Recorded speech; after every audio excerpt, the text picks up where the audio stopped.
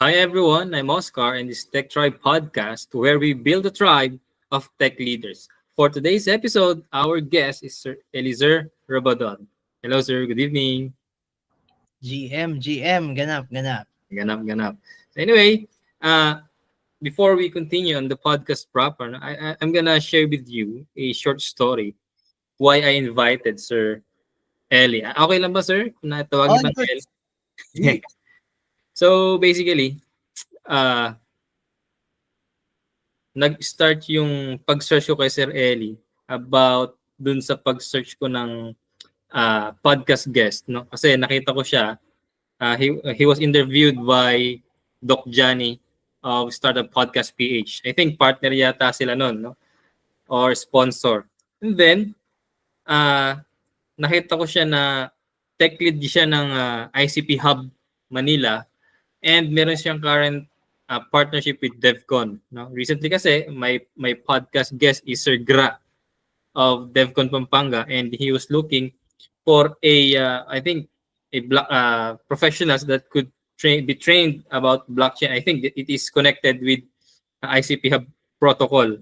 And lastly, my recent podcast guest again is a Miss Andrea Faith, a computer engineering student, and I think nanalo yata sila sa ICP Hub Hackathon where they build an application for farmers and the agricultural sector. And then, because those activities and engagements, nakita ko Sir Eli. So, tinugis ko siya sa Sir Eli. kung sa Facebook, sa LinkedIn. But buti na lang, hopefully, active si Sir Eli sa LinkedIn and nag-try ako na i-chat siya, connect with him and ayun, buti na lang napagbigyan tayo, nag-reply sa atin, no? He is very active in the blockchain community and sa mga iba't ibang engagements. To be honest with you, nagkaroon kami ng konting adjustment sa date kasi meron siyang recent blockchain conference sa Cebu. No? So that's the reason, that's the story behind the invitation kay Sir Eli. So Sir Eli, kamusta ang ating recent trip? Ayun. So, bagong lahat. So, first of all, no, salamat Sir Oscar sa pag-imbita dito sa inyong podcast, no, at sana nga may matutunan ng ating mga nakikinig dito sa ating kung ano man pag-uusapan natin. Yes, So, yes. ayun nga, yung recent na event na aking napuntahan, no, naimbitahan kasi tayo sa Cebu City, no, kasi sobrang thriving din yung Web3 o yung blockchain community sa Cebu. Kaya naimbitahan tayong mag-speak sa kanilang entablado, no, as a panel speaker and panel moderator naman ng day 2. So super solid ng experience at saka connections. And yeah, yun ang ano lang siguro ma-share ko sa usapang Cebu that time is pagod kasi nilakad namin, walang no choice, no? Kasi nga sinulog kasi. So yeah, sige, ganap. Sige sir. Ano bang meron sa ganap? Ano yun ba ang expressions or yun ba ang what is the story behind ganap? Sige. So story niyan actually talagang ano lang yan, nagsimula lang yan sa biruan doon sa office namin kasi may kasama ako na katrabaho na talagang tanong sa akin. Sa tuwing nagkikita kami, Eli, anong ganap? Puro ganun. Ayun na, ultimo ako talagang nadali. So, syempre pag nadidinig kasi natin yung salitang yun at saka ng time na yun sa amin, no, parang kumbaga kapag nandun kami and then magkakasama tapos nagtatrabaho, tara, ganap na. So parang naging parte na talaga ng kultura namin hanggang sa yun. Na-absorb ko siya na talagang dahil yun nga, nakita nung mga kasama din sa community na kapag ako kasama nila, talaga sabi ko, tara, ganap na tayo. So, hanggang sa talaga na na-transform na lang na parang kumbaga naging battle cry na siya na kapag si Eli kasama mo, ganap ang hanap niyan. So, ganap lang ng ganap. So, yeah. Akala ko yung ganap, akala ko yun yung G, ganap yun ang term. Ano yun? technically, nako-convert Yun, na kasi siya doon na kumbaga kung ayun nga, kung may gusto kang gawin, G na agad, ganap na agad, di ba? Oo. O talagang kinda kung anong gusto natin mangyari, gawin na natin kaagad. Parang ganon. Okay, sir. Based on my visitations sa inyong mga profile, meron kayong company IT solutions na pinag-usapan natin kanina mas maaga na tinanong ko kung anong tawag, DV code, yung pala is, paki-share mo nga sa amin sir. And what's the story behind it? Ano ang journey patungo dito? Yeah, sige. So, ayun nga, sa mga hindi nakakaalam, I'm the CEO and co-founder of DV Code Technologies Incorporated. It's an IT solutions company no na SEC registered. Ang office namin ay sa Pasay, pero yung operations namin remote kasi. So, ako rin mismo sa Bulacan, yung mga kasama ko nasa Bulacan din. May ibang taga Pangasinan, taga Rizal, and kung saan-saan pa, no? So, ang story behind that actually was, ito yung parang, kumbaga, dahil matagal na kami magkakasama-sama sa IT community, no, online, no? Finally, nung panahon nung bull run, nung 2020-2021, when we say bull run, no, yun yung kasagsagan ng pag-angat ng cryptocurrency sa Web3. Finally nag-usap na kami na dahil naman gumagawa kami ng mga projects na whether win or lose, it's totally fine for us. So why not lagyan namin ng blockchain integration yung mga gawa namin. So nakita din namin yung need nun kasi merong solid stigma talaga, well hanggang ngayon, na kapag Pinoy rug pull o pag Pinoy wala yan, parang kumbaga fly by night yan na mga project. So we felt the need to finally register na. And yun, mapakita na yung sino ba kami, ano ba yung ginagawa namin. So as the years go by, no, it's all about talagang building foundations, building connections, yung mga network na nakausap natin hanggang yun nga, Luzon, Visayas, Mindanao, napuntahan na natin. May mga ilang bansa din tayong napuntahan for benchmarking kung kamusta sila. So, yung pinaka talagang nangyari is by year 2022, nag-establish na kami ng company, which is eto na yun, si DV Code Technologies Incorporated. Na yun nga, ang goal is mapakita ano ba yung pwede nating mapaggamitan nitong blockchain technology, and then at the same time, strength din kasi ng team yung sa scalable and enterprise na application development, no? And then cybersecurity.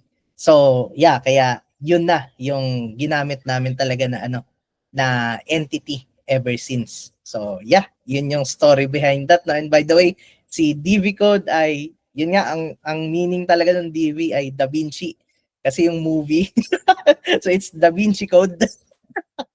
Kaya DV Code yung pangalan niya. Okay. So, yun po yung kanina pag-usapan namin. Yun pala ang meaning ng DV Code, Da Vinci Code.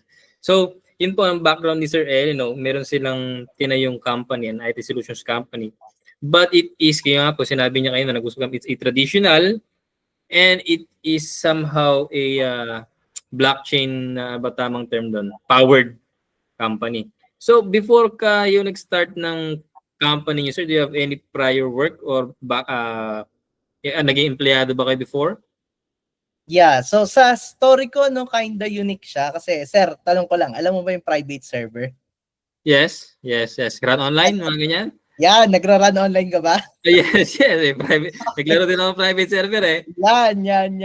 Kasi way back 2007, no, yan yung talagang pinaka-unang unang salvo ko na paano kumita online. Kasi noong 2007, nagkaroon kami ng deal nung may-ari ng computer shop na sabi niya, Eli, aralin mo tong paggawa ng private server, bantay ka dun sa shop ko. So habang nagbabantay ka, aralin mo. So basa ako ng basa sa forums, no?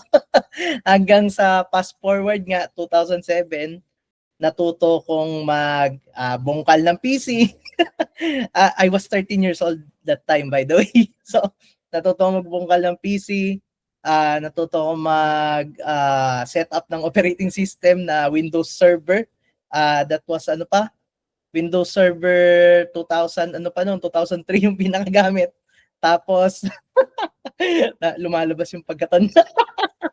Sige. Oo. Nakaka-relate din ako dyan, bossing eh. Yeah, so Windows XP that time, di ba? Ang nangyari is, yun nga, nakagawa kami ng private server dito sa Bulacan. Ang tawag ko dati, Gumaok Server Run Online kasi taga-barangay Gumaok kami.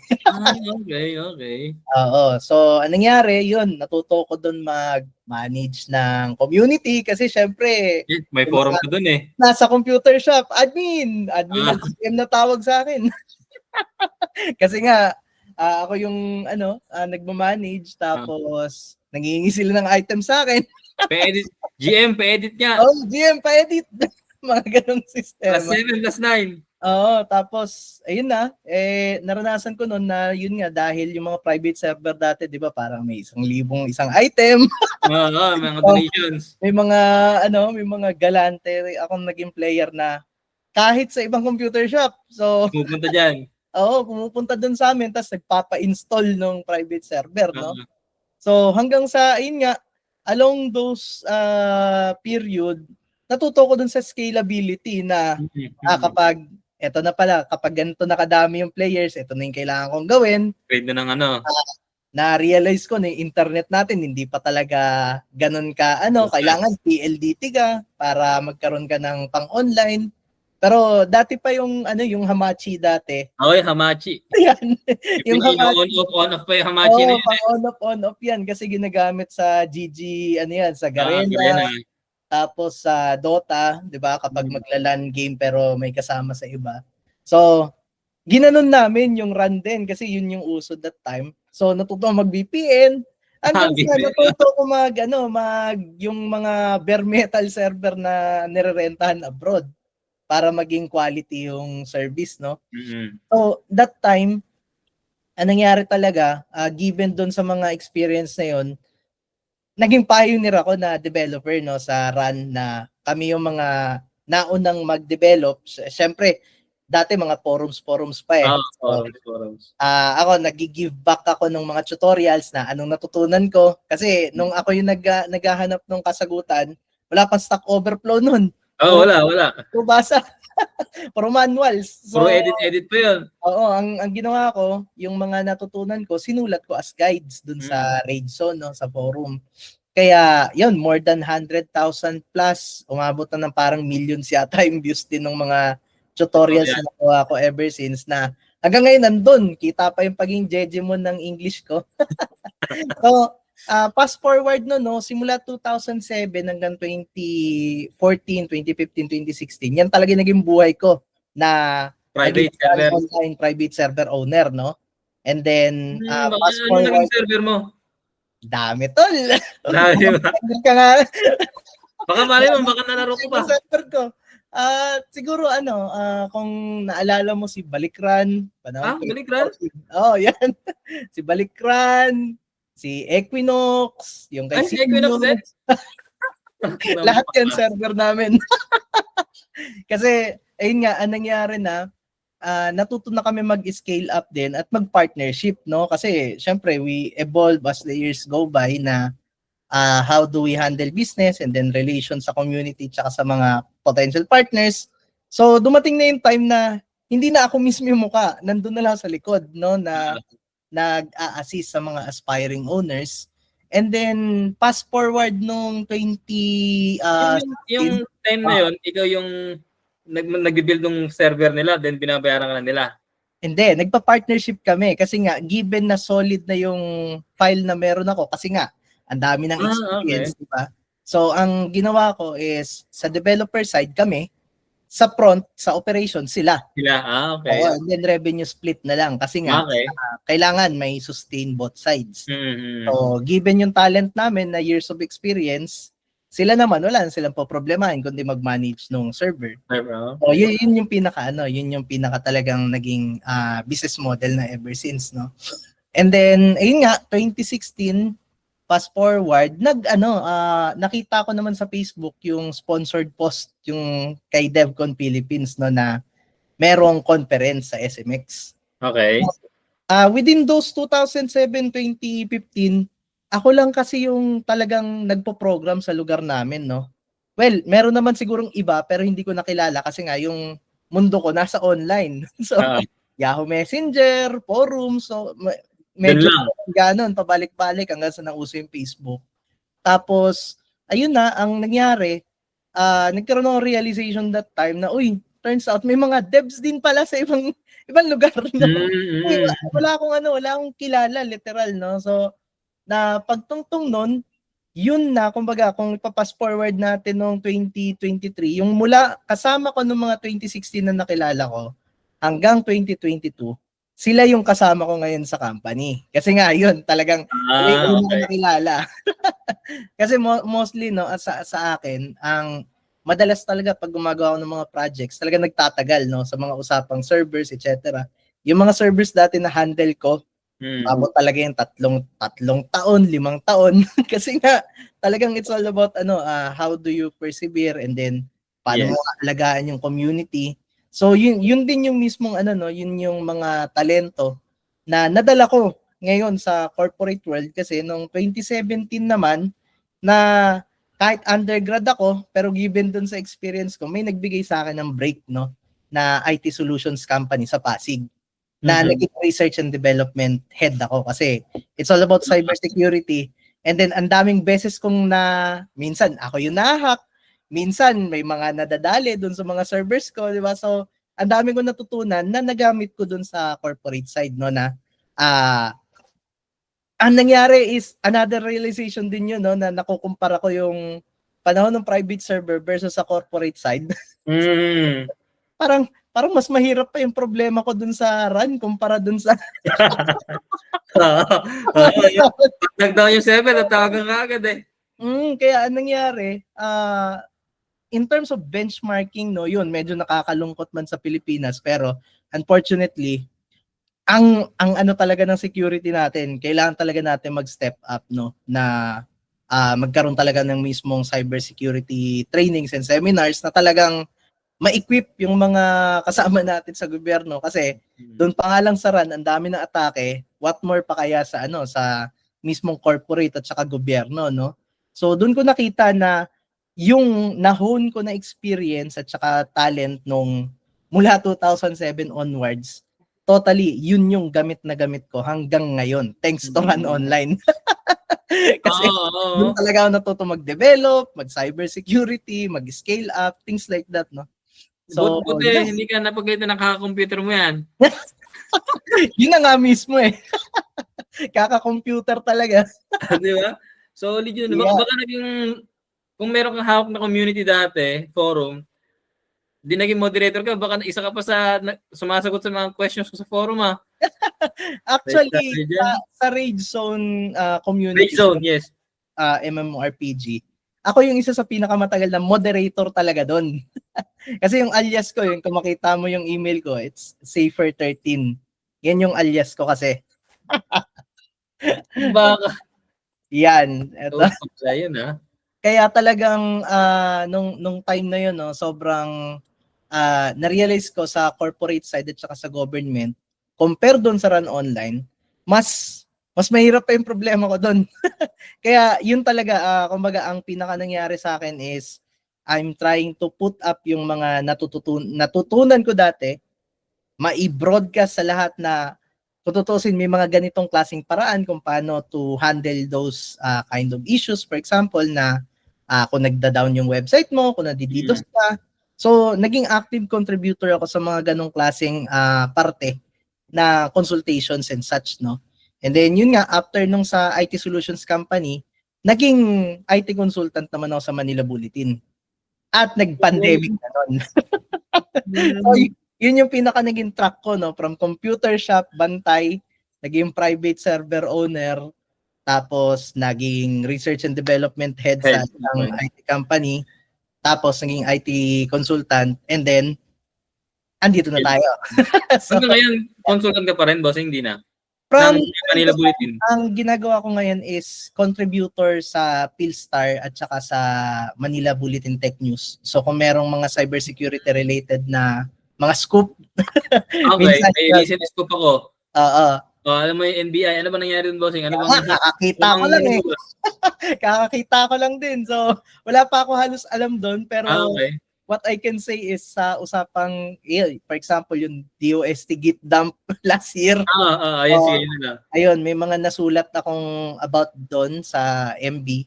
And then sa Philstar naman, yung recently na na-contribute ko na article was about yung SMS, yung smishing. Na Okay. yung smart tapos may nakasulat na iba, may yung Maya pala na peking link pero nandun mismo sa text. So may mga ganun akong articles na nako-contribute. So hindi na ako consultant per se sa Okay. MB, pero I'm still pushing some articles for them. So, yun pala naging story natin. Naging meron ka bang kliyenteng Jumong as graveyard, GY?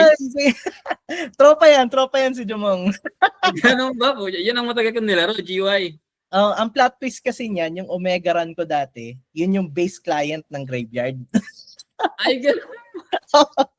Sino na yung nila dyan? Si Glenn ba yun? Si Sena? Yun yung nila? Yung... nilaro eh. Nag-uusap pa rin naman kami. Well, ang last talk namin, around November yata last year. So, binati ko rin siya Merry Christmas yata. So, yung GY yata, yung GY o yung Almighty Server, tapos gumawa ulit ng panibago, Spirit. Yep. Tapos nung lumaro ako ng Spirit, medyo maganda rin tayo doon, lumalakas na kasi tayo doon. Yung mga original sa may Almighty ay lumipat sa Spirit.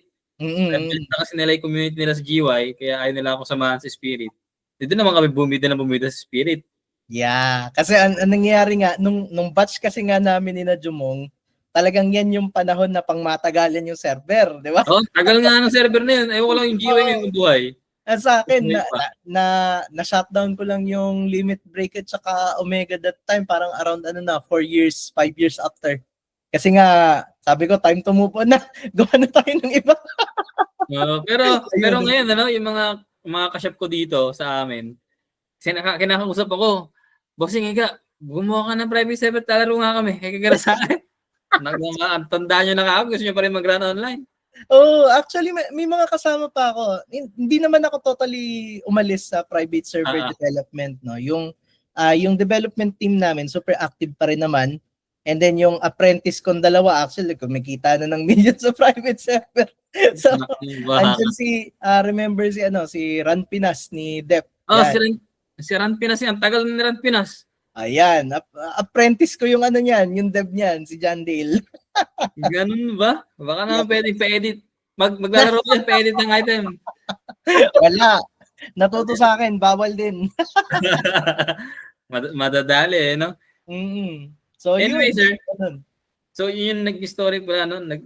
Siguro kung mas nakilala kita nung medyo bata-bata ako, siguro, ang lakas na rin siguro nung karakter ko, no? Tangke. Hindi mapapatay.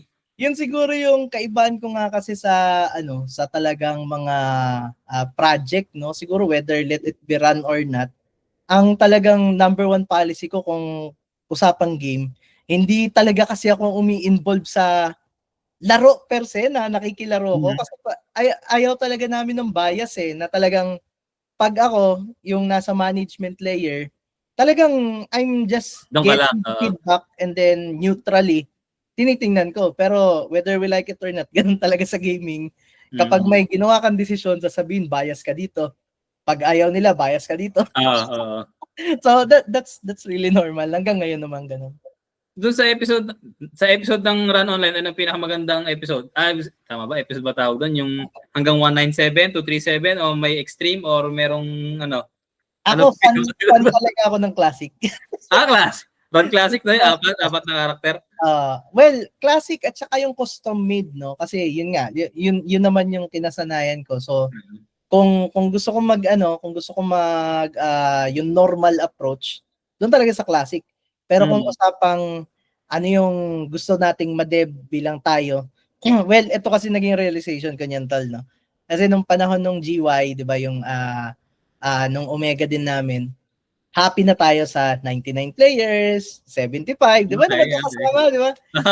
Si GY, isa sa pinakamarami, umabot ng 200 plus minsan. Pagka CW eh. Pero nung dumating yung Titan Run Classic ni Dan, Ay, oy, Titan, Run sampal, Titan. sampal sa katotohanan, di ba? Ang dami nating ginagawang gusto natin, di ba? Pero yun nga, ang pinaka-realization ko doon, hindi tayo o hindi na kami pala that time nakikinig sa player anong gusto nila. Ang gusto nila that time classic. So talagang classic, oo. umabot ng 1,000 yung players nila. Yun yung parang kumbaga naging ano sa akin, naging wake up call na isantabi mo yung gusto mong gawin. Makinig ka sa player. So yun, ever since, yun na yung talagang pinut up ko na think about the players first. Tsaka na yung mga gusto-gusto mo. Kasi dati yung mga devs, gusto lagi gumawa ng customized ganito, ganyan. Mga customized skill, gano'n. Kaya gumagawa nun? May mga ganun kaming ginawa. Pero I'm talking about the features no na parang lumalayo na sa usapang run. Na turns out, hindi nila gusto yun. Hindi gusto ng players yun. Kaya, ayan, nakita natin talagang yung mga lumalabas na lang, naka-boilerplate sa Classic, Episode 3, Episode 4, kasi ayaw na nila lumayo dun. Oo. Ako man, ayaw ko na loob, diba? Pero ang paki ng players. Ako ang hinanap po, yung Run Classic, tapos okay na siguro kahit pag may Gunner tsaka Extreme, okay na yun. Diba? Mas okay na, tapos bakbakan sa may MF. SFCOD, pwede na. Legit. Tapos yung sa may Swordsman, okay na. So yeah, yun yung talagang naging origin ko no na hanggang ngayon dala-dala ko 'yan. Doon naman may istorya naman ako diyan sa may run online na ganyan no. Ako computer engineering ako ni story. So nagtambay din ako sa mga com shop, nag-run online ako, yun nga nagtagal ako sa GY, naglaro din ako ng Baby Run, Titan Run, naglaro ako Run PS, naglaro din ako ng mga ganyan. Ngayon sa thesis namin, ako kasi na-try ko yung mga forum type. Meron palang pag bumili ka pala ng domain, pag nag-install ka doon ng mga features, meron siyang VB, bulletin ba tawag doon, forum type, no? So, ginawa ko, bumili ko ng domain for one month lang naman. Tapos, in-install ko din yung VB forum, no? Tapos, yun ang ginawa kong thesis, kumbaga naging bulletin board siya. Para siyang edtech na nangyari, na nag-upload ako ng mga resources ng mga teachers. Tapos doon kukuha yung mga estudyante ng mga re-reviewin nila, ng references nila, materials nila. Not knowing na yung palang ginawa ko na yun is pre-installed na. Akala nila tinevelop ko. Yung pala, in-install na tapos modify lang nung mga header, mga moderator, ganyan. Tapos gumana naman, di naman nila tinanong. Ang nangyari pa nga dito, sabi sa akin yung kasi mga kaklase ko, naghahanap kasi ako nung time na yun, natapos ko agad yun kasi in-install ko lang naman yun sa may domain. Yeah. Yung mga kaklase ko, nagtatanong sa akin, paano mo ginawa yun? Ba't kabilis? Mga ganun. Ay, hirap talaga. Kasi ako, nag-addict ako sa computer shop. Sabi ko gano'n. Hindi ginagawa ko. Kung ano ginagawa ko sa computer ko na yan, in-apply ko lang dito.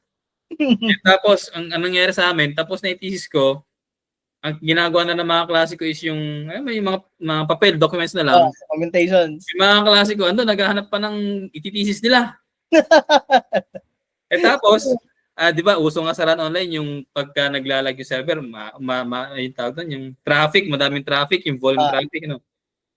Ginawa ko, sa experience na yon, meron akong biniling free na VPN, nag-up yung server ng mga thesis ng mga klase ko, pinagdididos kong ganyan.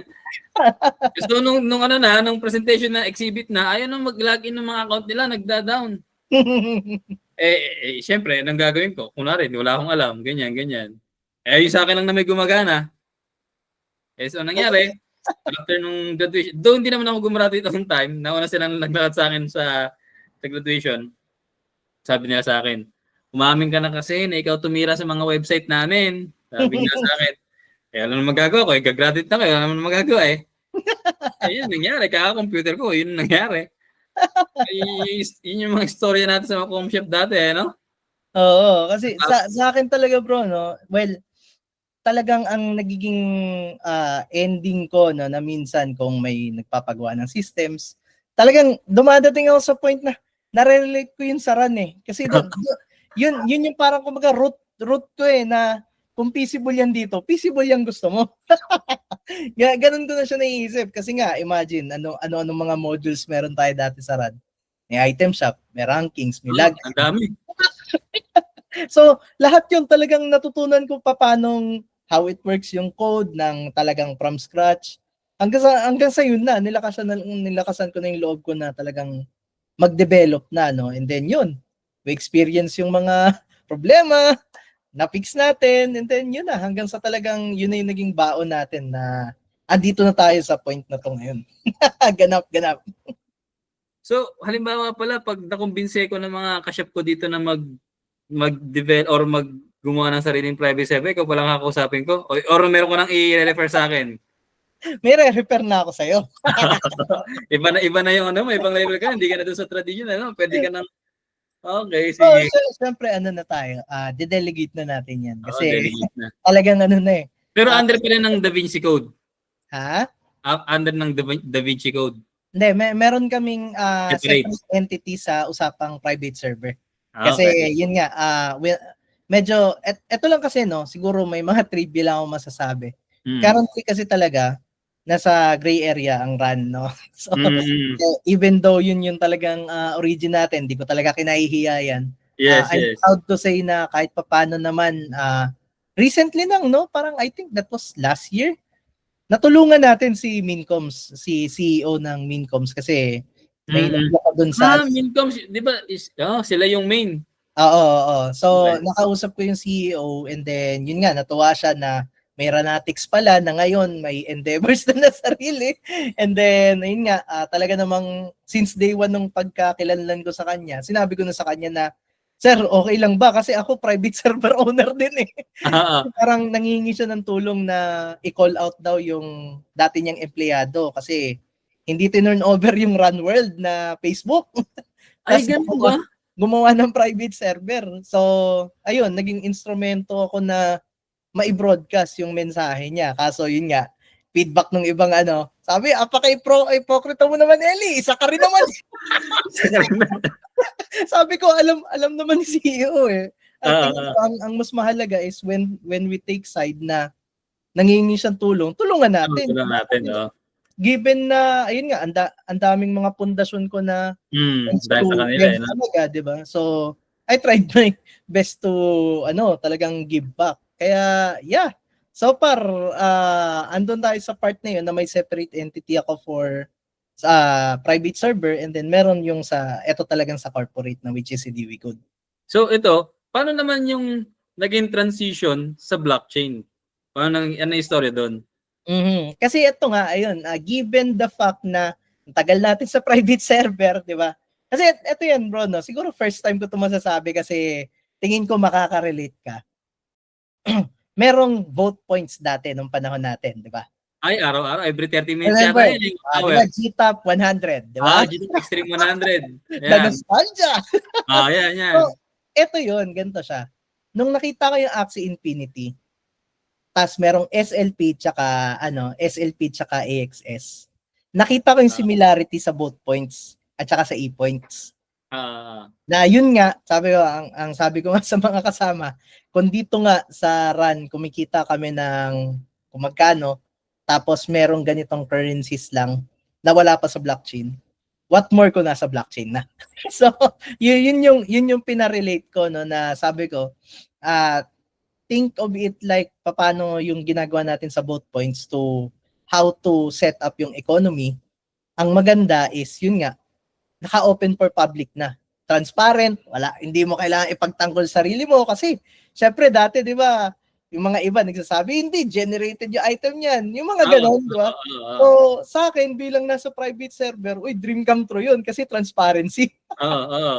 Sobrang avid ako sa usapang transparency na talagang lahat ng mga gawa ko, alam nila na yung mga partners walang pang-edit yan kasi hindi ko binibigyan ng GM tool. Nandun ako sa talagang kung may ikaka-transparent man, ang best case scenario maglagay ng blockchain integration. So, nandun ako sa point na yun na dahil feasible nga siyang makonect sa RAN, well, yun nga, that's what I did, no? Na gumawa ko ng RXC, which is yung RunX crypto, na may NFT tsaka token. So, that's, yun yung pinaka, ano ko, no? Yun yung pinaka, sabihin natin initial project na crypto.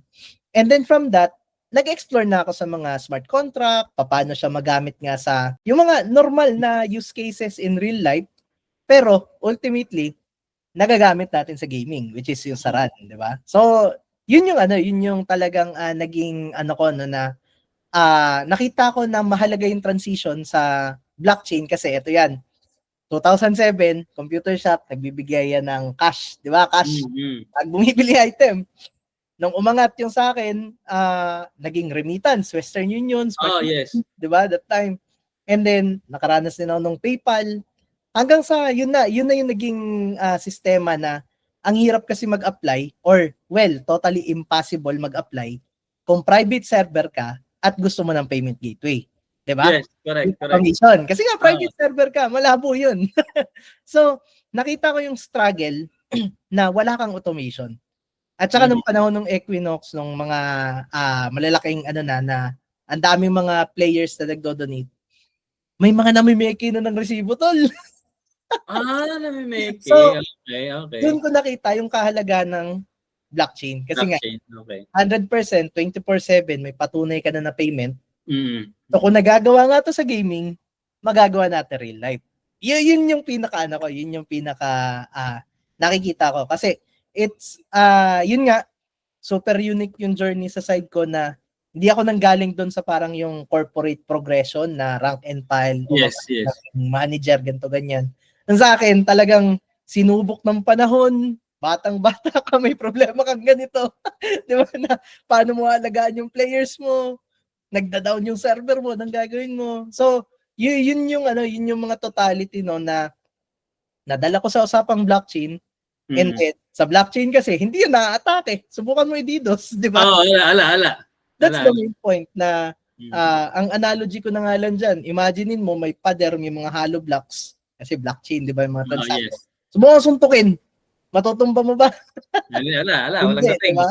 So, ganun ka-strong ang security ng blockchain. So, that's why I'm talagang ang perspective ko, darating yung panahon dyan na kung paano natin tinturing si GCash na pera na ngayon, may mga tao ngayon, wala nang cash sa wallet, di ba? Yes. Kasi nasa GCash na. Ganun lang din ang magiging transition natin sa blockchain. Magiging iba nga lang yung wallet na gamit. So yeah, that's totally it na journey no na doon ko nakikita yung integration. Kaya andito kami super heavy. Okay. So yun nga kasi po last tama nung naglalaro din naman ako ng Run Online do hanggang ngayon naman. At talagang uso yung editing ng gold. Lahat ng pwedeng edit, lahat ng meron pang technique doon. Punta ka sa ganitong shop, punta ka ganito, ilagay mo sa locker, lagay mo sa inventory locker, tapos i-escape mo ganun hanggang sa na-edit nga yung gold, no? Mm-hmm. So, with that, talagang hindi umayra din yung security. So, na-integrate din yung blockchain wherein hindi mo talaga kayang sirain kahit saan mo tignan, hindi mo kayang sirain yung blockchain. Na, halimbawa, ito yung cash mo. For example, run online. Ito yung gold mo, 100,000. 100K gold. And gusto mong i-edit yan and nag-transact na before. Hindi mo pwedeng dun sa block na yun i-edit mo. Kasi meron ng succeeding mga blocks, chains, na yun ang dapat mong unahin. Yep. Diba? Ang nangyari, kung may mga ganyan-ganyan na gold, nagsanga-sanga, wala na mangyayari, di ba? So that's the power of blockchain in real world talaga, no? So the security. Anyway, ito lang din yan, bro, no? Siguro last word about it, no? Given na sa RAN, ano ba si RAN, no? It's an MMORPG game. Massive multiplayer online role-playing game. Tingnan mo naman, bro, kung for example, sabihin natin na gagawa tayo ng system for city. Ilan lang naman gagamit niya, wala pa nga million eh. Parang kaya yun eh. Sa RAN kaya yun eh. Diba? That's my point na dahil doon sa experience na yun, natuto tayo about sa scalability ng systems na ilan lang yung specs ng PC na kailangan mo. Kung for example, 1,000 lang yung gagamit, di ba? 1,000 na hindi naman run player. So ibig sabihin kung malaki na yung requirement ng core mo sa run, maliles mo pa yun kasi hindi naman instant yung mga connections nila na lagi naka-online yung player, di ba? So dito sa mga applications na gano'n, yun yung naging pinaka-strength namin sa paggawa ng applications. Kasi nga, ang always na benchmark namin is yung MMORPG benchmark na kapag may thousands of players ka, given yung ganitong resources mo, kaya naming magawa yun na as optimized as possible. So yeah, ganap. Ganap. So, yun nga, nagsabi din si Sir Eli kanina na about sa Axie. No, dun yung Axie kasi siya yung, I think dito yata sumikat yung sa Kabanatuan yung mga nag-Axie dito hanggang sa meron siyang katumbas na value na parang sa trading na rin, no, na nagpa-pump yung kanyang, nagbullrun nga siya, no, nagpump yung value. Yun nga lang, kasabay nung mga ganung blockchain events, activities, and yung popularity niya, may mga nakasabay na mga scams, no? Sikat na sikat nga dito sa amin yung Bitcoin scam kasi taga rito rin sa Nueva Ecija yung Bitcoin scammer na yun Patakin mo, no? Dito sa amin, may nag-invite sa amin na mag-join daw kami sa Bitcoin kasi daw kikita daw siya 10% every week. Ngayon, sabi ko, parang kikita ng 10% yun. And yun, ang tawag dito ng term doon, yung volatile. Yes, volatile siya. Diba, hindi mo masabing tuloy-tuloy yung bull run niya kasi pwede siyang bumaba. So sabi ko, hindi magiging consistent 10% yan. Kasi hindi ganyan yung protocol ng blockchain, ng Bitcoin. Ngayon, iba kasi hindi sila aware sa ganun. Ang gusto na lang nila is easy money. Easy money. Yes, easy money. Ang dami nag-invest. Umabot ng 1,000,000, 100,000, ganyan. Ako nga, sabi nila, ikaw ba Oscar, na-escape ka ba ng Bitcoin? Di ba nag-Bitcoin ka? Ay, nag-Bitcoin po ako pero hindi yung Bitcoin na scam. Sabi ko gano'n. Kasi mantakin mo, no? Yung iba, nangungutang para dun sa Bitcoin. And ako naman, ay, huwag po kayo naniniwala dyan. Scam yan. Yung invite na ganyan. Hindi po totoo ako yan. Kasi alam mo, ang pinaka-problema dyan, bro. Well, lahat naman ng parte ng industriya, no, may mga nag-i-scam. Talamak talaga ngayon yung mga scampany. Scam, no? Scampany yes, na nagkukunwaring blockchain project. Pero pyramid pala. Yes, pyramiding siya. Ponzi pala. Ay, sa butik ng pyramiding. Oo. Kaya, ayun, that's the reason why we're pushing talaga yung education throughout Luzon, Visayas, Mindanao, no?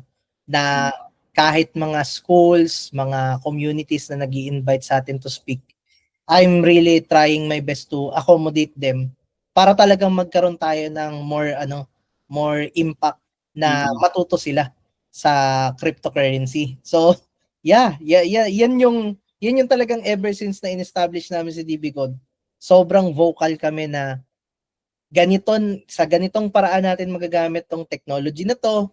Etong technology na to scam kung ganitong mga bagay yung ginagawa.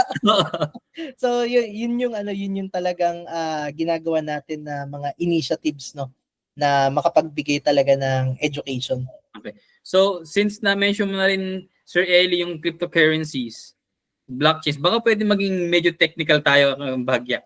Pwede mo bang sabagay in layman's term din and medyo technical, ano ba ang blockchain na sumikat nung pandemic and ano ba ang kaibahan nito sa cryptocurrency? Kasi iba na pag yun and yung sa token, yung cryptocurrency, token, and blockchain. Pwede mo ma-explain sa amin? Sige. Kasi yun nga, si blockchain actually is software yan, no, na naka-install sa maraming computer. Kaya siya nagiging consensus o nagiging iisa o nagiging strong yung security niya.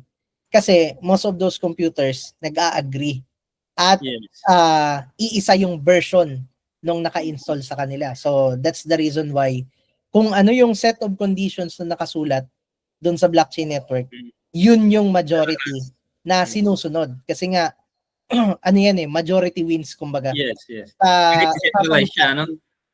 Kaya decentralized siya kasi madaming kung sino-sinong tao, hindi lang yung mga nasa big data centers na for example si Google, hindi sila yung big powers dito, no, yung mga big players, tao mismo, community yung malaki.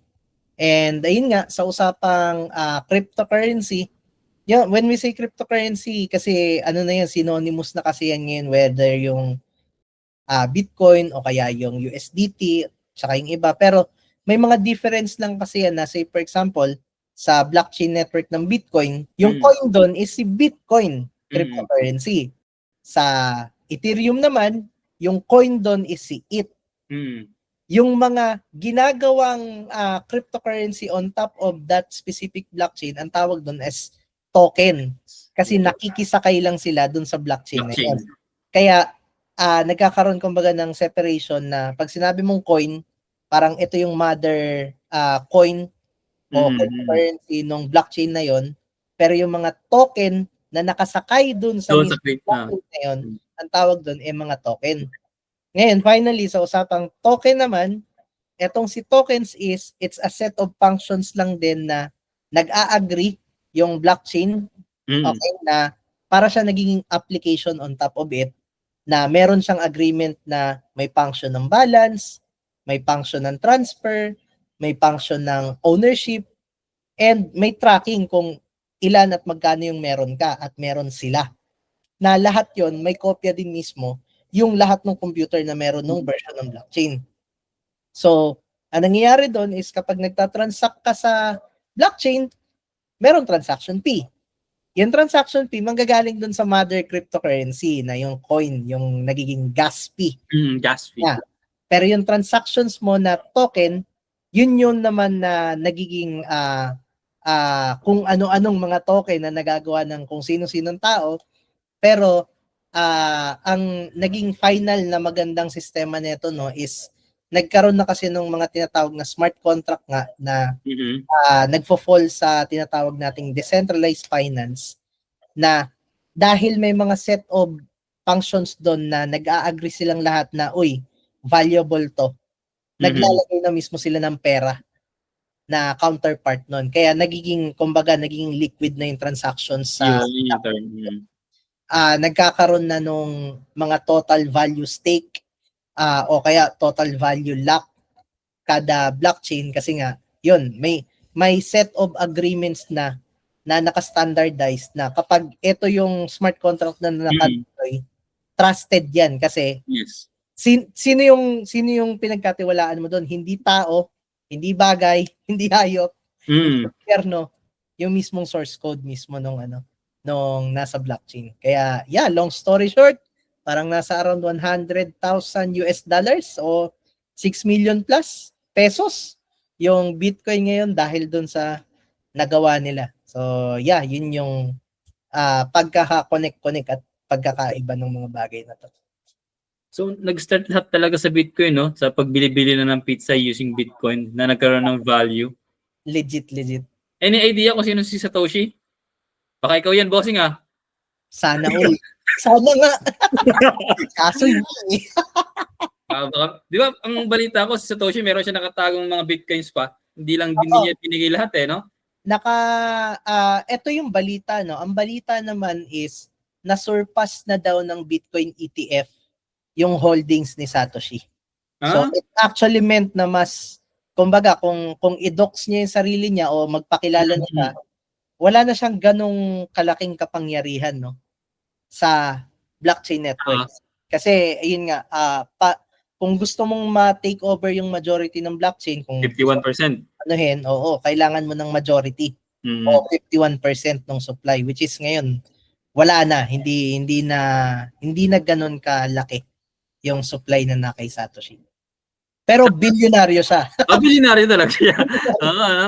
Tapos yun nga, sabi nga ni Sir Eli kanina, wala sa gobyerno yung kapangyarihan kasi maski isang node lang yan yung nagmamine para magkaroon ng consensus ng contract, yun na yun. Lahat ng nodes, pare-pare sila ng transaction, pare-pare sila ng kopya, masira man yung isang node, meron pa rin iba't ibang contract dyan, iba't ibang contract doon. That's how secure the blockchain is. No, hindi siya katulad ng traditional na masira man yung isang wala nang kopya. Pag masira yung database mo, masira hard disk mo, patay ka. Iyak ka, di ba? Mhm. So, yun ang blockchain, kainaman ng blockchain. So, nabanggit mo sir kanina yung DeFi, Mhm. decentralized finance. Ano naman yung decentralized finance? So yeah, yung decentralized finance, no, yun na nga yung parang kumbaga naging standard na agreement na ng mga tao, no, na for example kasi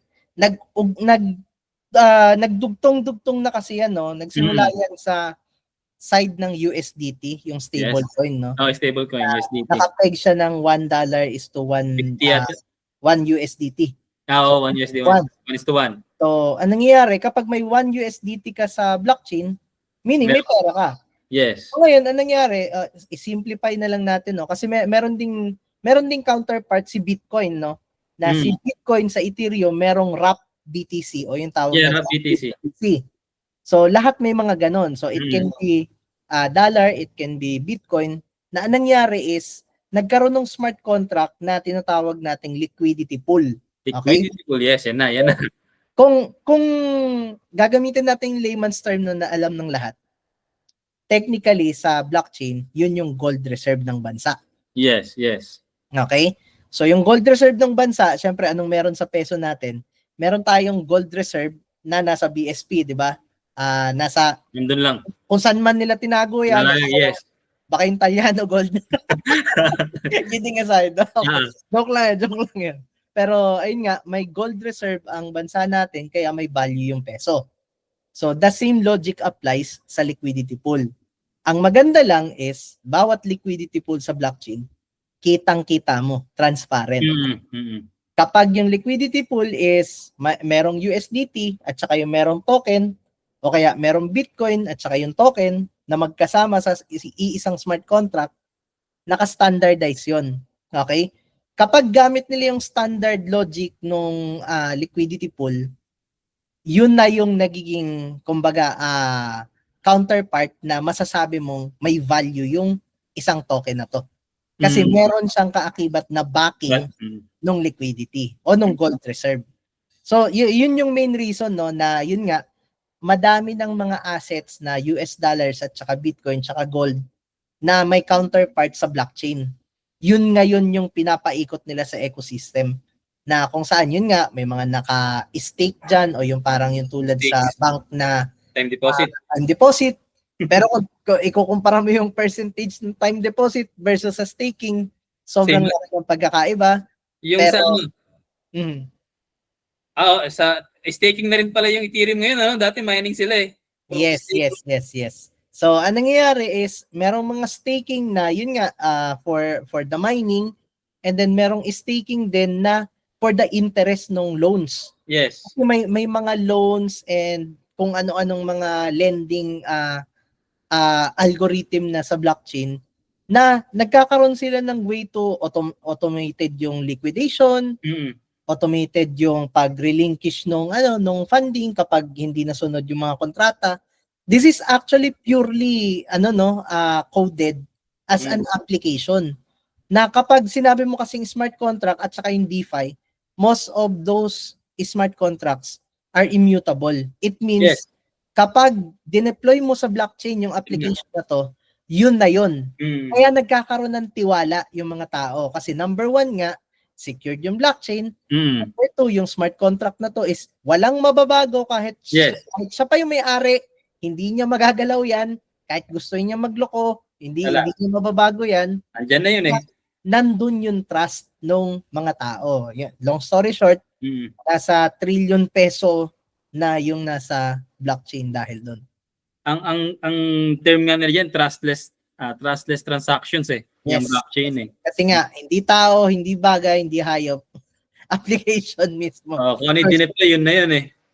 Yun mismo yung pinagkakatiwalaan natin. Ngayon sir, doon nag-start sa Bitcoin, nagkaroon ng ibang blockchains, mayroong iba-ibang protocol, may Ethereum. Diyan naman sir, baka pwede mong i-share naman sa amin yung ICP, Internet Computer Protocol. Ano bang kaibahan yan sa iba? Sa blockchains and sa... So they are all blockchains. Saan sila Yes. Ganito siya, no? Siguro, brief, super bilis na history. 2009 nga, na-invento si Bitcoin Network, which is ang goal niya is mag-send ng digital money from one person to another. Yes. Okay, fast forward 2015, lumabas si Ethereum Mm. na may ganong sistema pa rin na mag-send ng pera one person to another, pero dinagdagan nila ng programmable layer, Mm. which nung nakapag-introduce ng tinatawag nating smart Smart contract. contract. Ngayon, fast forward ng 2020, lumabas naman si internet computer. Ang sinusolve niya is, yes, inherited pa rin yung mga attributes ng Bitcoin and Ethereum Mhm. blockchain, pero this time, ang goal niya is, kung yung pera nalalagay natin dito, nakakapag-craft tayo ng mga smart contract, bakit hindi yung buong IT stack yung ilagay mo? In short, Okay. layman's term, yung front end mo, yung back end mo, yung files mo, lagay mo na finally sa blockchain. Sama-sama na dyan. Oo. So, hindi siya Okay, competitor ng okay. Ethereum, hindi siya competitor ng Bitcoin, Mm. competitor siya ng Google, competitor siya ng Microsoft. Yun yung yun yung parang laban niya, yung competitor side niya. Hindi siya yung versus sa other blockchains or whatnot. Nandun siya sa part na they are kumbaga rebuilding the internet na maging immutable yung mga back-end, maging immutable yung mga front-end na kapag nilagay mo dyan, kung nagagawa na niya yung mga functionalities niya, wala ka nang kailangang i-upgrade, di ba? For example, it's a registration registration app. Wala ka nang i-update doon, tama? Kasi ngayon So, gawin mo immutable. So, it means less hacking, di ba? Yes. Less yung pag-corrupt ng data kasi nga, yung disk mo. Kasi nasa blockchain na siya. So, automated and inherited yung scalability, yung pag-preserve niya, disaster management, things like that. And yung pinakamahalaga yung privacy. Kasi siguro ibigay ko lang yun sa side ng blockchain kasi inherent ang transparency sa blockchain, no? Nakikita lahat ng files sa blockchain. Yes, yes. Default. Lahat. Sa ICP hindi.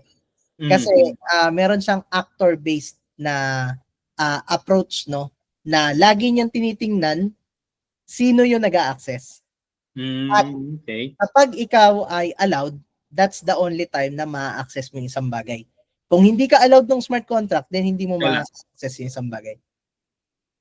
So, okay. So, iba talaga ang way pala ni ICP na kumbaga ang kalaban niya nga is si Google. So, ano-ano mga projects ang under ICP ngayon?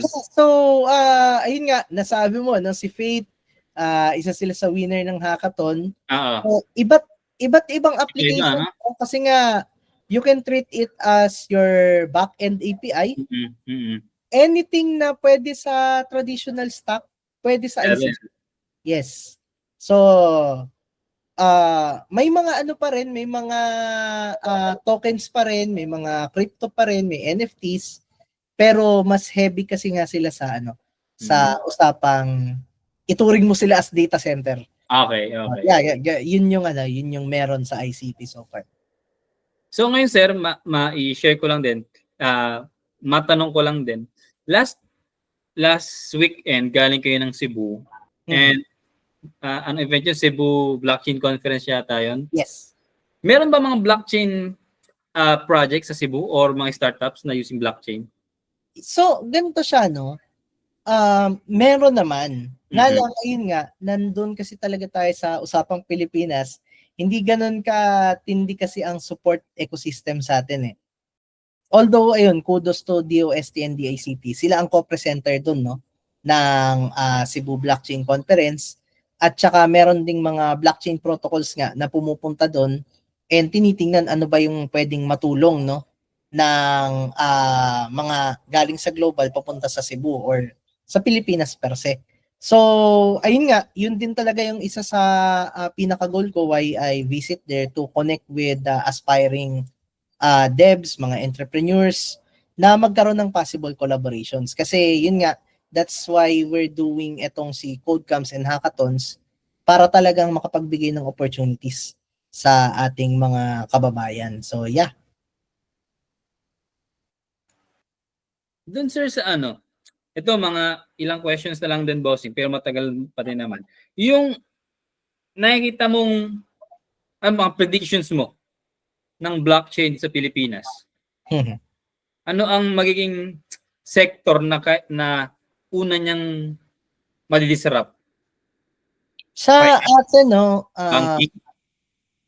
sa nakikita ko ngayon, heavy din kasi yung kagustuhan ng SEC talaga na ma-regulate na yung cryptocurrency. So, Okay. Mhm.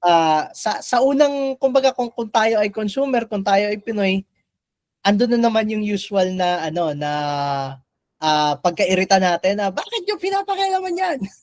Pero hindi, we need to think of it na the government is actually doing their job na to ensure na maging safe tayo sa internet.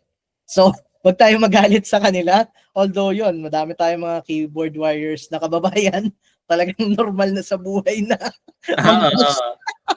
So, ayun, ang prediction ko sa atin is, ayun nga, sana maging talagang buo yung suporta ng gobyerno sa mga startups natin na nakikita naman natin ngayon din sa DICT, DOST na may mga startup grant funds. Siguro mas maging open lang din tayo sa usapang innovation nga. And then, ayun, siguro kung may madidisrupt man siya, malamang sa finance, sa fintech side. Kasi yung mga wallets, yung mga bangko, gustong-gusto na rin naman yata nilang mag-integrate. Diba? Kasi kapag sila mismo na-equip netong technology na to, baka maging 24/7 na yung transactions natin. Kasi hanggang ngayon, 'di ba, ang clearing ng cheque ay tagal. 'Di ba? Then wala tayong bangko ng weekend, 'di ba? Kulang naman na naka-open ng Sabado. So, nandun tayo sa part na yun na may malamang may makikita tayo niyan na fintech na fully enabled yung blockchain at saka supported ng gobyerno. Kapag integrated bossing yung yung blockchain sa mga bangko na ganyan, is there any negative result? For example, unemployment? Sa usapang employment, technically wala naman, no? Kasi nga, they are streamlining the process, no? Okay. Ng kumbaga, imagine na lang natin to, sir, no?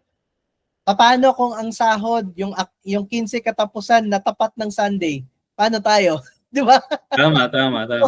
Nandun tayo sa point na kung nasa blockchain yan, wala nang clearing yan, mabilis na lang yan. And then siguro ito rin, no, yun nga, as someone na galing sa private server, damang-dama ko yung hirap ng mga kapwa entrepreneurs na, yun nga, nagtatry magsimula ng business, hindi ka mabigyan ng payment gateway. So, ngayon, nasa online world na tayo, no, na most of our customers is nakikilala natin online. So, as much as possible, gusto natin maningil online, di ba? So, yun yung isa din sa tinry kong i-bridge na pwede nating magamit as entrepreneurs yung blockchain to send and receive payment para sa mga service and products natin. Na yun nga, 24/7, hindi mo na kailangan manghingi ng resibo kasi nakikita mo yung transaction agad-agad kung may nag-send ba talaga sa'yo. So, iwas scam, yun nangyayari. Yung GCash, ganyan, hindi naman sila nasa blockchain, no? Wala naman? Wala.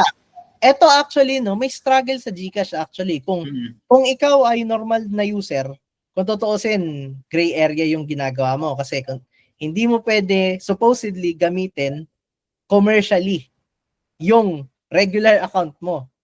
Tipong, di ba, nagpapabayad ka sabihin na sa restaurant and then receive ka ng payment sa sa normal mong GCash, bawal yun kung tutuusin.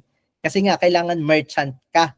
Ngayon, ang nagiging struggle doon, kung assuming ikaw nandun ka sa regular account, may time na hindi mo nare-receive agad-agad yung notification.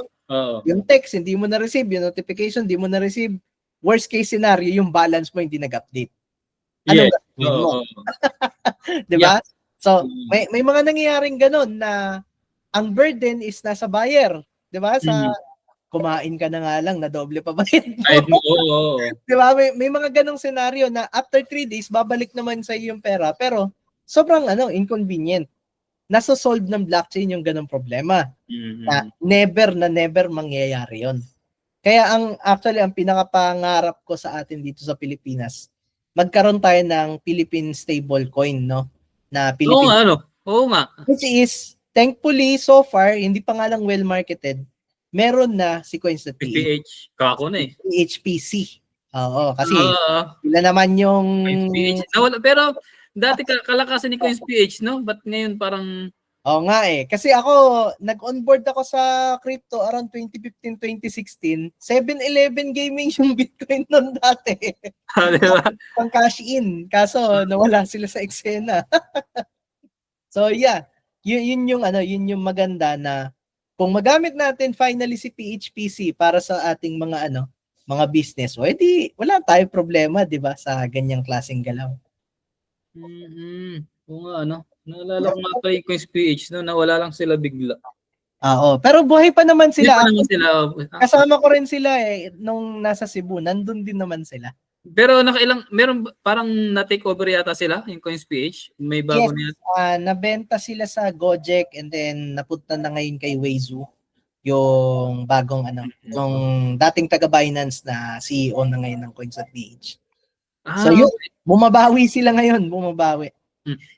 Total, nasabi mo bossing yung Binance, di ba parang mayroon yatang movement data na iba-block yata yung Binance. Ano ba nangyari doon? Na-block na actually. Ha? Na-block na. Hindi mo na mabibisita ang Binance ngayon. Kasi pero may mga yung mobile application na lang ang naka-up, pero yung website, yung kung ano-anong mga links nila, hindi mo na mabibisita. But parang na-access ko pa yata yung Binance ko dito. Kung application, yes. Pero kung website, hindi na. Kasi naka-block na eh. Maliban na lang kung naka-DNS ka ng Google. Okay. Kasi kung naka-DNS ng Google ka, then hindi naka-apply.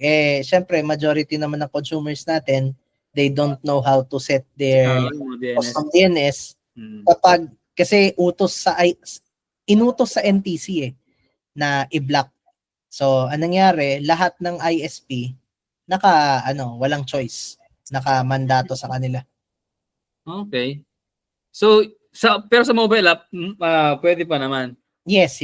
Kasi yung mga ka-opisina ko, yung mga tropa ko dito sa amin sa LGU, talagang tingin din sila ng Binance and naghahanap sila ng pwede nilang paggamitan. So, ano ba ang meron ka ba nakitang cons, bossing, or disadvantages ng paggamit ng blockchain? Ito lang yun, no? Siguro, sa usapang cons talaga, is etong blockchain technology is ibinibigay kasi sa mga tao, no? Yung kapangyarihan ulit na the right to own their data finally, no? Kasi yun siguro i-quick intro lang natin. Sa usapang Web 2, for example, sa Facebook, yes, atin yung account, pero technically hindi atin to. Kasi kanila to. Ikigamit lang tayo. Background sa akin, ang Facebook ko ay pang-8 na. Kasi nabablock ako lagi. Ang story doon is dahil nga nasa cybersecurity ako, nag-report ako ng exploit sa kanila, no, ng bug. And then, na-awardan naman nila. Pero ang problema, dahil malikot yung kamay ng aking Facebook, so, na-sense nung AI nila na, uy, delikado to. So mula nung yung first account ko na block, sinusundan ako nung sumpa na paggawa ko and then nagiging kamukha na ng profile ko na una is nabablock, no? So nangyari, fast forward nitong 2022, I think, nilabas na nila yung meta verified and then na-verify ko yung sarili ko, so kaya may blue check ako sa Facebook. That's the only time na naputol yung sumpa. Kasi nagbabayad na ako. Pero yun nga. Magkano yun? 100? 200? 500 monthly. 500 ba yun? Parang ka nag-subscribe sa Netflix. Oo nga. So ngayon, yung long story short is, kahit atin yung account na yun, kahit akin, hindi pa rin pala. Kasi nga, Wala akong magawa. Mm. Pero sa usapang Web3, which is itong si blockchain, ibinibigay na kasi sa atin yung data na kapag, for example, gustuhin nilang i-access yung data mo, kailangan mong pirmahan muna yon sa blockchain bago mo sila mapayagan, no? Na ma-prove na allowed mo sila. Ngayon, doon nagkakaroon yung con o yung disadvantage, no? Kasi nga, dahil ikaw na yung sole responsible sa data mo, the moment malik yung password mo, yung private key mo, yung mga kung ano-anong kayamanan mo dyan, pag yan ay nawala sa wallet mo, wala kang ibang masisisi kundi sarili mo. Kasi nga, ikaw na yung may-ari. Walang customer support, ikaw mismo. Ikaw mismo. Kausap na iba. Kasi nga, ikaw ang may-ari ng data mo. That's the only disadvantage, no? Pero other than that, tingin ko naman kung maingat tayo at saka hindi naman tayo talagang kung ano yung mga pinagda-download. Ito rin pala, no, siguro masingit ko lang mabilisan. Panahon natin dati sa private server, di ba? Sa mga computer shop, nagda-download tayo ng Microsoft Office, mga Windows OS. Sa panahon ngayon, hindi na pwede mamirata. Kasi yung mga pirated softwares, yung mga crack ngayon, may mga palaman na nagnanakaw ng credit card, nagnanakaw ng debit card, nagnanakaw ng cryptocurrency. Meron akong tropa mismo na nakawan siya ng 500,000 pesos worth na asset dahil lang nag-install ng pirata na Windows na Microsoft Office 2007. Dahil lang doon nawala yung pera niya. Iyak. So yun, hindi na tayo pwede mamirata ngayon kasi nga marami nang palaman, no? Online assets na tayo. Hindi tulad dati na okay lang. Okay lang, oo. Yung Friendster natin kahit di ba? Wala naman tayong pera that time, pero ngayon mahalaga na kasi yung mga online data natin such as yung mismong digital money. So hindi na tayo pwedeng mag-crack kasi nga ayun na yung nangyayari. Kaya nga ako dito sa amin sa LGU, pag may mga request ng mga laptop PC, samahan mo ako ng installer yan. Yes. Hindi yung maghanap. Kasi nga, pag nagpirata ka, mas malala kung LGU. Kasi baka mamaya may espiya na pala. Makukuha pa tayo dun eh. Oo, so yan ang ganun ng delikado. Tsaka usually pinapagawa ko sa kanila kung gusto nyo palitan ka ako yan, i-reset nyo na lang para bumalik yung dati kung wala kayong mga installer. Yan na lang gawin nyo dyan, sabi ko sa kanila. Anyway sir, what are your upcoming events and engagements para pwede namin abangan? Siguro, etong January naman, meron akong dalawa pang engagement sa CEU Malolos at saka sa FINMA. Diba, sa Cabanatuan? Dito? FINMA Arroyo. Diba, FINMA. Kailan pupunta rito? Online lang to, online. Nagkala ko pupunta ka rito eh. Online. Sa FINMA Arroyo, kasi may code camp kami ulit ng ICP. And then, February, meron kami mga nilulutong events ng Web3 Bulacan para sa Region 3. So, mga events to, no, na, ayun, mga real-life events. So, ilalabas namin din to dun sa social media. Hindi ko pa mabanggit kasi pina-finalize pa nila. Okay. Pero yung dalawang code camp, supposedly yung doon kasi sa FINMA, dapat F2F to, kaso yun may personal ako na lakad na kailangang priority lang naman, pamilyado na tayo. Yes. Kailangan na rin, balance na. So, dalawang online for this end of January and then mga real life events this February. So, siguro for more information, you can super active ako sa Facebook. So, you can visit my page profile, Let's Connect, then sa LinkedIn din. Sa LinkedIn, bira lang ako mga milestones lang ang napopost ko, pero I will try to be more active na sa LinkedIn this year, ganap. Doon sir sa siguro kausap nyo kaya nyo si Sir Gra ng DevCon Pampanga? O kasi kinakausap niya ako tungkol dun sa blockchain eh. Baka yung sa inyo yun. Internship. For sure. Anyway sir, pwede ba namin maging partner ng ICPE? Kasi ako part-time lecturer ako ngayon sa Wesleyan. Pwede kaya kasi pwede kayo magkaroon ng workshop or partnership between us and you. Ako as a part-time lecturer and you sa ICP Hub na katulad ng gagawin nyo sa FINMA. Ano ba yun? Para No, siya definitely, no. Ito yan, sir, no? Kasi maganda kasi talaga sa panahon ngayon na ang daming opportunities talaga sa Web3 at sa blockchain, no? Hindi lang ICP ang ang talaga naghahanap ng pang-workshop na matuto tayo ng blockchain at saka yun nga mai-offer yung mga opportunities, no? So definitely we'll try to craft something na magkaroon ng collaboration. And then yun, kung may mga kakilala ka rin ng mga deans sa ibang ibang college, universities or mga LGUs na pwede nating i-collab, definitely magagawa natin ng paraan yan. Pwede siguro i-collab yung at if you're aware with ICPEP, Institute of Computer Engineers, kung na-invite ka na nila. Kasi recently merong bagong president sa amin. Pwede siguro kung makipag-collab sa kanila, kausapin kita and sila, no? Magandang opportunity to sa mga bagets eh. Yes. Lalo kay Faith, no? Kung CPE kasi siya, nagulat nga ako ba? Mga computer engineering student, kumakana ng blockchain dito Yep.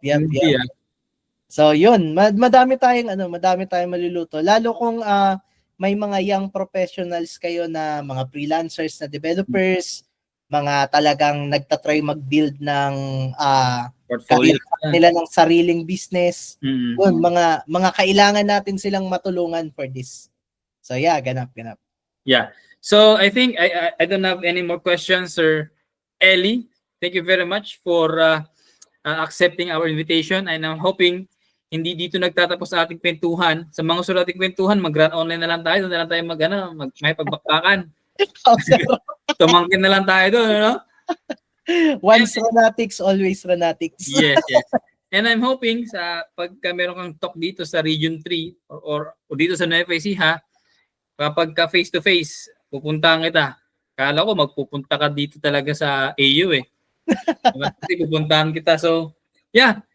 Thank you very much and see you again soon, bossing. Maraming salamat, sir. Ganap.